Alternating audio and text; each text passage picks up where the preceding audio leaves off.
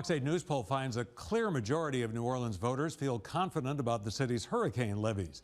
The poll gauges feelings about the nearly $15 billion system the Army Corps built in the wake of Hurricane Katrina.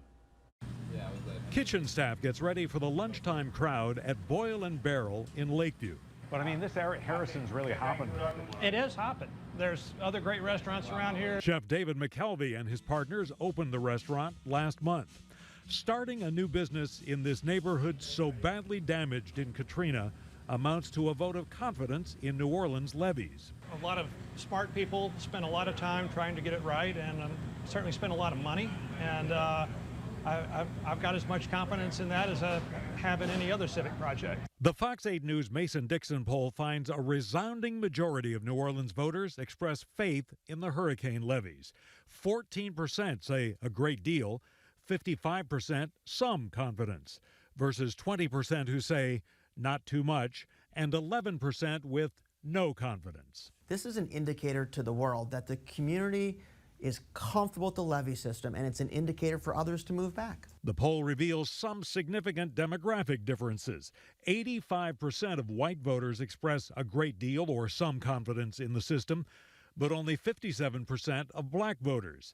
And there's a gender gap. 79% of men have at least some confidence in the system, only 60% of women.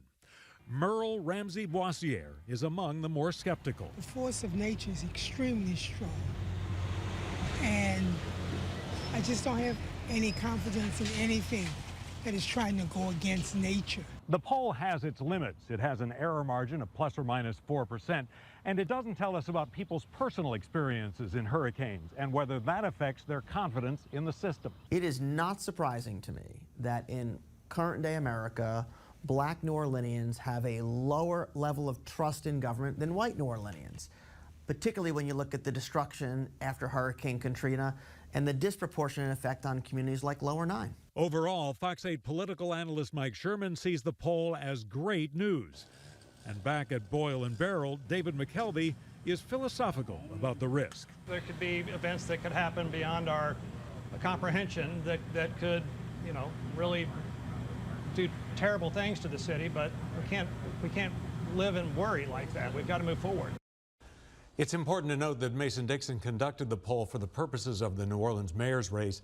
It was of 625 likely voters, so it's theoretically possible that people who are more politically engaged would have slightly different views about the levees than the general population.